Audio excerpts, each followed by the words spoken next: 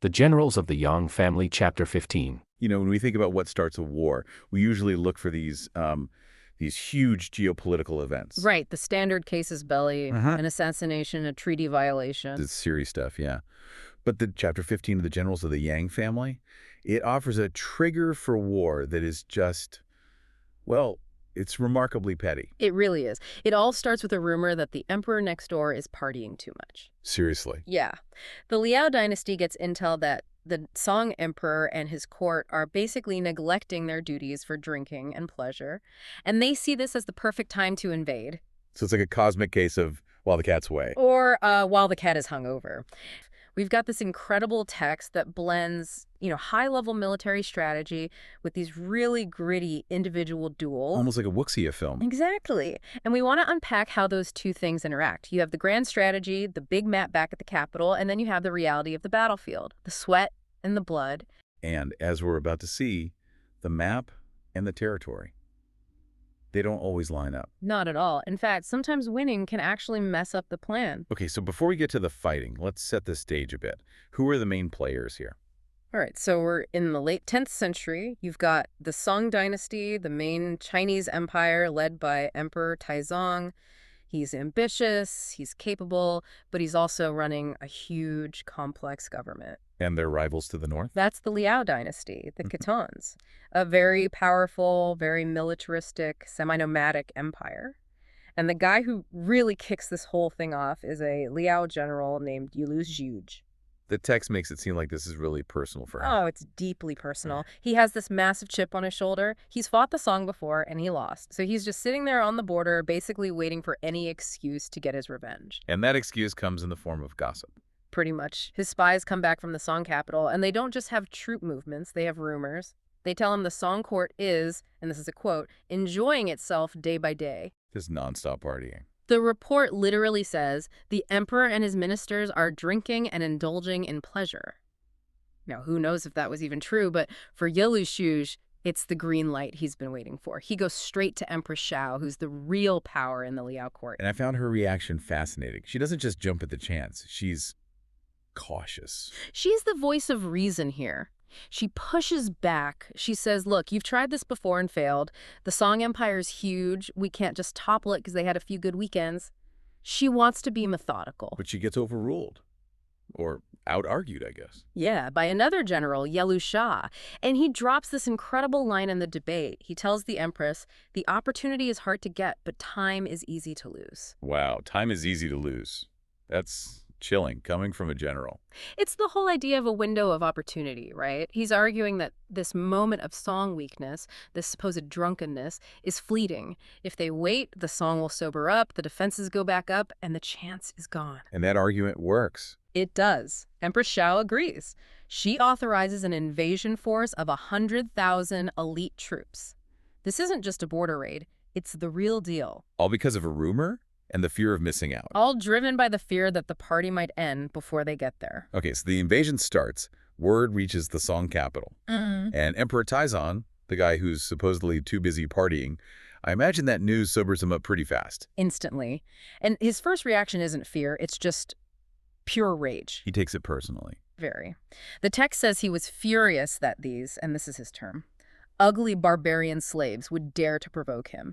It shows you the intense ethnic animosity of the time. So what's his first move? He slams his hand on the table and declares, I will personally lead the campaign against them. The warrior emperor ready to ride out. Sounds heroic. It does, but his ministers immediately step in and basically say, hold on a second. They pump the brakes. Why? Well, first they give him the standard line, your majesty is too valuable to risk amidst arrows and stones. Protect the VIP. Right. But then they get to the real reason. It's money. One of the ministers, Zhang Qixian, points out that if the emperor goes, the carriage moves. The carriage moves. What does that mean? It's a logistical nightmare. An emperor doesn't just travel with a backpack. The entire court has to go with him. Secretaries, cooks, guards, the treasury. It's a moving city. And that costs a fortune. A fortune. They argue it would bankrupt the state and crush the common people with taxes to support it, so they basically guilt-trip him. Stay home, your majesty. It's better for the taxpayers. And it works. He agrees to stay. which means he needs to pick his commanders. And he puts together a solid team. Cao Bin as the commander-in-chief, the big picture guy, Pan Renmei to lead a flanking force, and then, as the tip of the spear, the guy who does the actual fighting, he picks a warrior named Huyanzan. Huyanzan, he's really the star of this chapter. Oh, absolutely. He's this legendary figure, often shown with a black face, riding a black horse, and, as we'll find out, carrying a very unique and brutal weapon. So they've got the generals, and they muster 150,000 troops, so they outnumber the invaders. They do. But then, just before they march, the emperor gives the commander-in-chief Cao Bin a very strange order. What's that? He tells him, take your massive army and march toward the enemy. Slowly. Slowly? There's an invasion happening? Why would you go slow? Because it's a trap. The emperor's playing a bigger game. He tells Cao Bin to make a loud noise, be obvious, be sluggish. He wants the entire Liao army to focus on this huge, slow-moving target. So Cao Bin's army is the bait. It's a 100,000-man diversion. While the Liao are fixated on him, Pan Renmei's army is supposed to swing around the side and hit their rear bases. Be loud, look scary, move like a snail. That's the plan. That's the plan on paper. But as we know, no plan survives contact with the enemy, especially when your lead fighter is a guy like Huyanzan. So the campaign begins. The text gives this beautiful, almost poetic description of the army leaving. It's late spring, and there are fading flowers following the horses' hooves. I love that detail. And willow catkins, those white fluffy seeds, are landing on their armor. It's such a peaceful image for an army marching to war. It's a classic technique, the fragility of nature against the iron of the army. In Chinese literature, willows often symbolize parting, so it's this melancholy image right before the violence starts. And it starts pretty quickly. They get to their first objective, the city of Xincheng. The Liao defender, He Si, rides right out to challenge them. No hiding behind walls. It's a matter of honor. Cao Bin, the commander, tries diplomacy first, asks him to surrender. How does that go? Not well. He Si basically yells back, "You invaded us!" So diplomacy fails. Cao Bin turns to his officers and asks, who will take this man? And Huyanzan doesn't hesitate. He doesn't care about going slow. He just cares about the fight in front of him. He charges. The duel lasts for 30 rounds. What does that actually look like? A round is basically one pass on horseback. They charge, clash weapons, wheel around, and do it again. 30 rounds means this was a serious, exhausting fight. They were pretty evenly matched. For a while. For a while. Then the text says, He Si felt his strength timid. It's not just physical exhaustion. His nerve breaks. He knows he can't win, so he turns to run. And Huyanzan doesn't let him. Not a chance. He chases him down and puts a spear right in his back, drops him from his horse. With their general dead, the city's defense just crumbles. Song takes Xinjiang. Okay, so that's victory number 1. But they were supposed to be slow. Winning this fast is good, but it's also not the plan, right? Exactly. It's this weird gray area, but you can't really tell your soldiers to stop winning, so they press on to the next objective, Feihu Ridge. And here, the Liao commanders are arguing amongst themselves. Right. We get a peek inside their tent. The main commander, Chang Xingde, sees the massive Song army and wants to surrender, save his men. A pragmatist. But his deputy, a guy named Da Pengji, is having none of it. He argues the Song army must be tired from the march. He says, "This is our chance. How can we kneel so soon?" So the deputy overrules his boss and leads the troops out. He's met by Huyanzan. And this is an even tougher fight. 50 rounds. Huyanzan is struggling to get an advantage. So he changes his strategy. He uses the old fake defeat trick. The drag sword tactic, yeah. He pretends to be exhausted. And since Dipenji already believed they were tired, this just confirms his bias. He thinks, I was right, and gives chase. Big mistake. A fatal one. Huyanzan is just waiting. He lets him get really close, and then he just shouts. A huge, sudden roar. He shouts at him. Yeah, it's a martial arts trope. It's meant to be so loud and unexpected that it just stuns your opponent for a split second.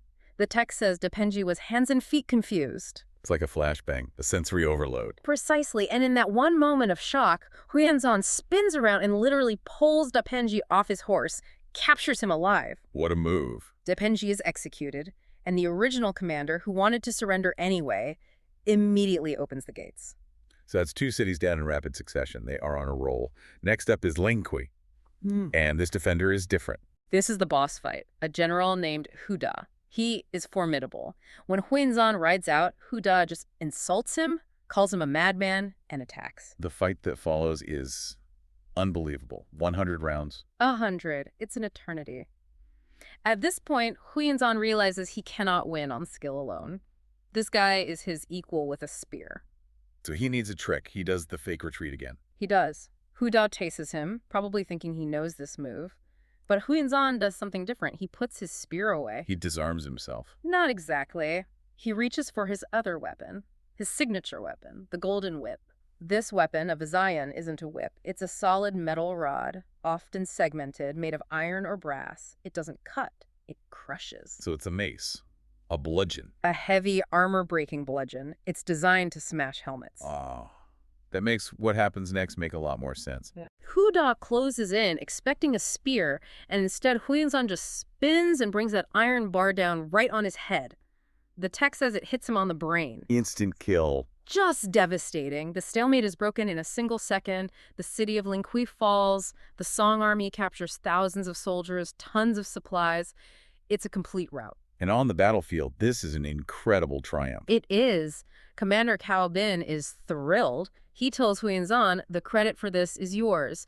And Zan is humble, says it was all the commander's strategy. But it wasn't the strategy, was it? Not at all. The strategy was go slow. Right. Huyanzan just blitzed through 3 cities. He completely ignored the emperor's grand plan. So the victory report gets sent back to the capital. Mm-hmm. The emperor reads it, and he's not happy. He's horrified. His first question is, how could they advance so quickly? Imagine being the messenger. Great news, sire, we're winning. And the emperor's like, what? You weren't supposed to. It's that total disconnect. To the emperor, the army is a pawn in a larger game of chess. By winning too fast, Huyanzan has basically jumped across the board and might have ruined the entire setup with the other army. They're overextended. So the emperor's next order is... Stop. Halt everything. Wait for Pan Renmei's flanking army to catch up. He's trying to get reality to conform to his map again. And luckily, Pan Renmei does arrive. The 2 armies finally unite. Yes, the 2 main forces link up at Lingqi. They've won every battle, taken every city, and now they're ready for the next phase. Imagine for a second that you're a soldier. Not in a movie, not in a video game. Yeah. I mean, the real gritty 10th century kind of messy. You've been marching for weeks. You are deep inside enemy territory. And for the last 10 days, you haven't had a full meal. Right. Your supply lines are cut. Exactly. Huh. And you can see the enemy camp. You can literally smell the meat they're cooking. But you can't get to them. It's a desperate situation. And, usually in military history, this is the moment where a commander makes a hard choice. The necessary choice. The necessary choice to retreat, regroup, and, well, save his men. Right. And that's exactly what the commander on the ground wants to do. But then a messenger rides in. He's come from the capital, hundreds of miles away. Oh, boy. He hands over a letter from the emperor, who, let's be clear, is probably sitting on a silk cushion somewhere drinking tea. And the letter says, retreat. Absolutely not. Attack immediately. And that moment is the pivot. It's the difference between a tactical withdrawal and a complete massacre. We are unpacking exactly how that decision led to one of the most catastrophic defeats. And if you thought the last few battles were intense, this one, this is another level. We're talking about the Battle of Kigu Pass. This is a massive turning point in the saga. It really is. It's where we see the transition from the old guard of the Song military to, the rise of the Yang family. But comes at a horrific cost. The horrific cost. We're going to look at the collision of 3 things today. Brilliant guerrilla tactics by the Liao, a total logistical collapse by the Song, and the fatal error of, armchair generalship by the emperor himself. Armchair generalship. I love that term. It's so frustratingly relatable. Even if you weren't leading an army, Right. It's the boss micromanaging a project they just don't understand. Exactly. But here, the project involves 60,000 human lives. So let's set the board. What's the situation on the ground? Okay, so we're at the front lines in the north. The Song dynasty has launched this massive campaign to reclaim what's known as the 16 prefectures from the Liao. Right. The main Song army is led by the famous veteran commander, Cao Bin. And he has pushed all the way to a place called Zuzu. And Zuzu is deep in Liao territory. It is, very deep. But the Liao commander, a man named Yelujush, he's not playing by the standard rules. He has a big army, but he refuses to meet Cao Bin in some big open field battle. So what does he do? Instead, he camps his forces just 5 leagues away. 5 leagues. That's, what, 2.5 kilometers? That is incredibly close. It's uncomfortably close. It's pure psychological warfare. He's close enough to be a constant threat, close enough that the Song soldiers can see the dust from his camp. But he won't engage. He's just stalling. And while he stalls, he sets a trap. A three-pronged trap. It's brilliant, really. Okay, let's break this down because it's not just wait and see. This is active strangulation. Precisely. The first prong is defense, the anvil, if you will. He sends a general named Yelusha with 20,000 cavalry just to hold the line south of the city. Their job is just to sit there. Their job is to exist, to be a wall. If the Song try to maneuver, bam, they run into 20,000 horses. Okay, so the Song are pinned. What's prong number 2? Prong number 2 is the hammer, and the hammer is starvation.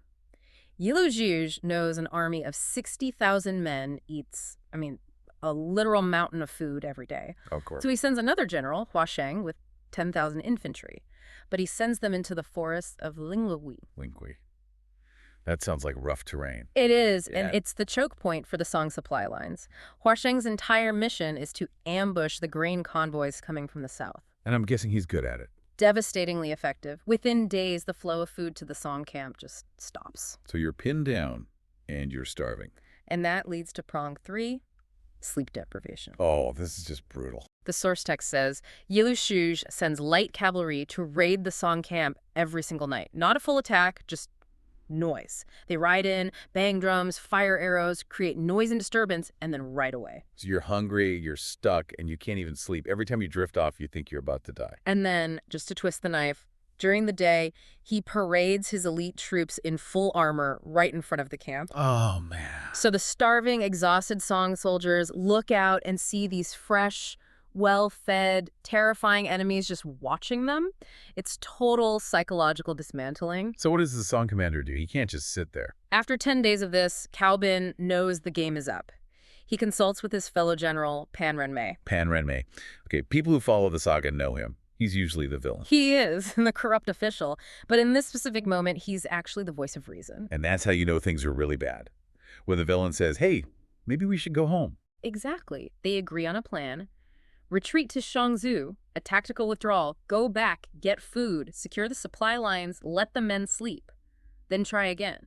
It is the only logical military move. So Cao Bin writes up a report detailing everything and sends it off to the capital Bianjing. And this brings us to what we're calling the Emperor's Error. The report lands on the desk of Emperor Taizong. And you have to understand the disconnect here. The Emperor's in the palace. He's looking at a map. He doesn't feel the hunger. He doesn't hear the drums at night. Not at all. When he reads that Cao Bin wants to retreat, he flies into a rage. The source actually quotes him. He says, "How can you retreat to get food when the enemy is right in front of you?" Wow. He accuses Cao Bin of a complete lack of strategy. That is just so harsh coming from the guy who isn't there. It's the classic long screwdriver, trying to fix something delicate from another city. So he issues an imperial decree. The retreat is canceled. He orders Cao Bin to turn around and advance along the Bagu River, attack immediately. So imagine being Cao Bin.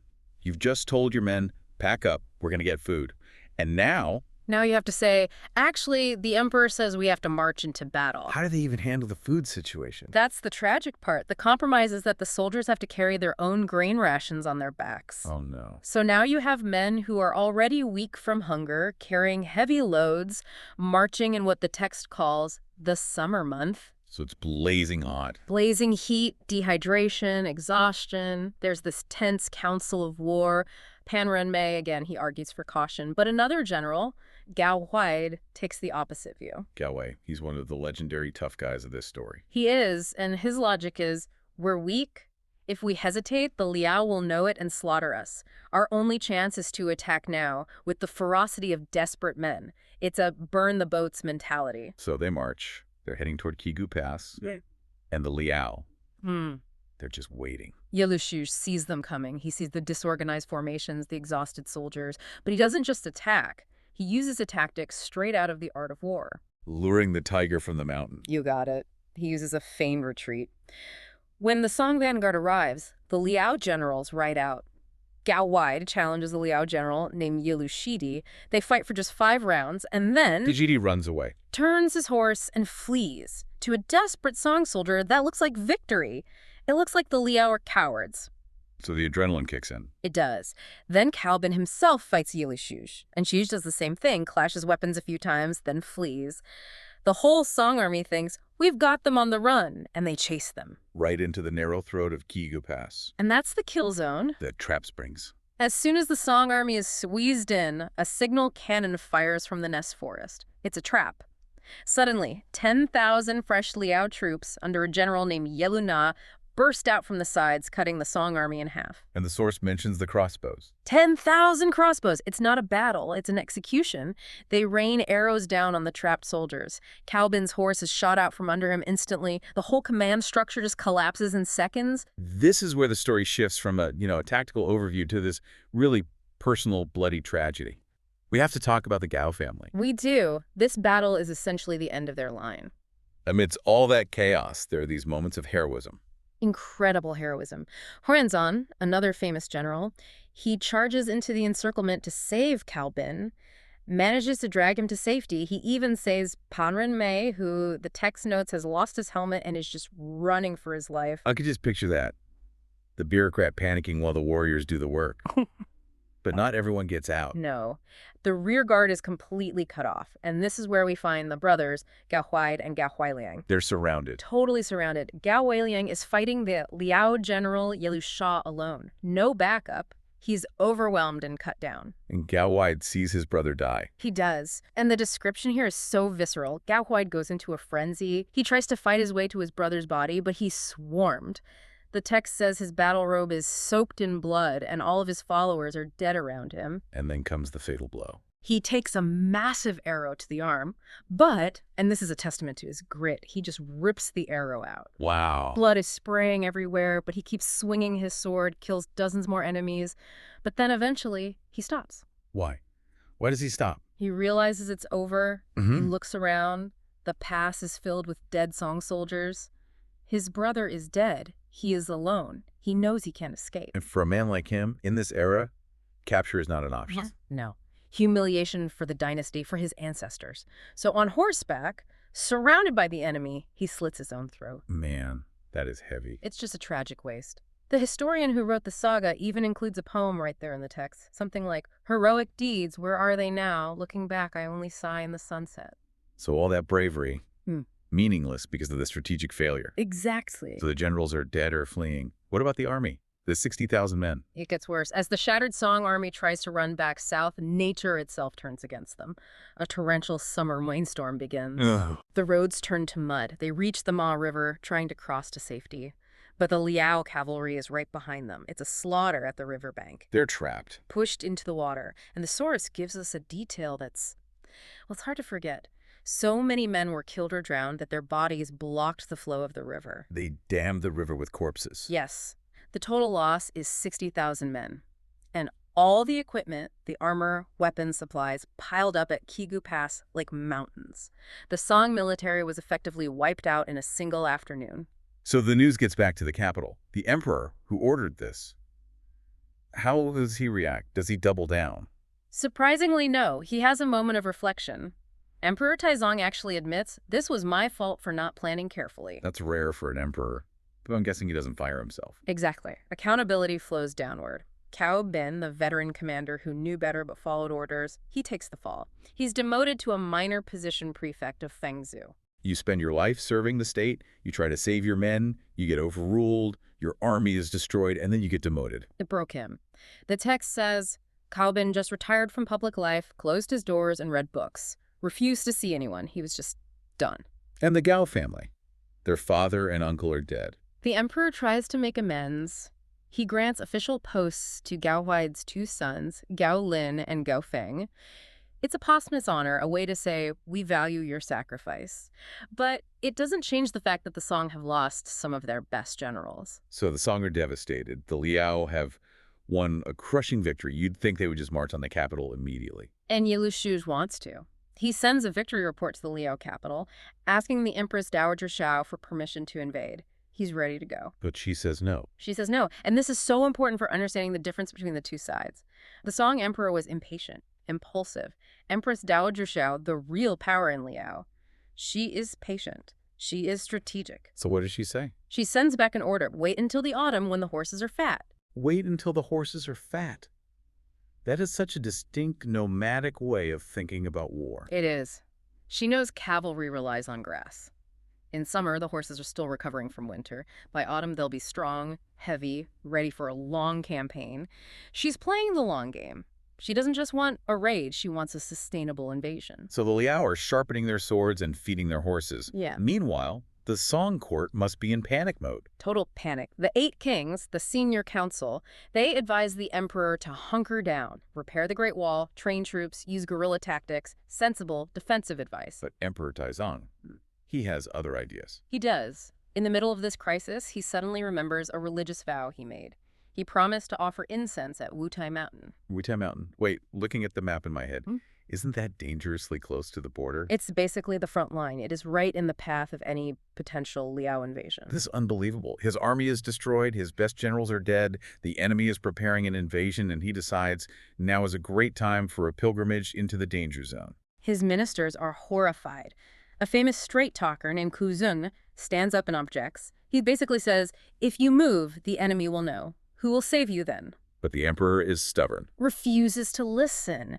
And this is where Pan Renmei steps back in. He sees a chance to get back in the emperor's good graces. He says, don't worry, I can guarantee your safety. I know someone who is civil and military perfect and feared by the enemy. And who is that person? He recommends Yang Wanping, the eldest son of Yang Ye. And there it is.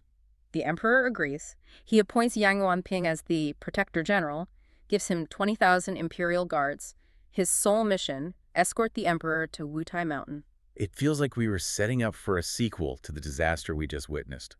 The emperor is once again ignoring reality, and he's dragging the next generation of heroes into it with him.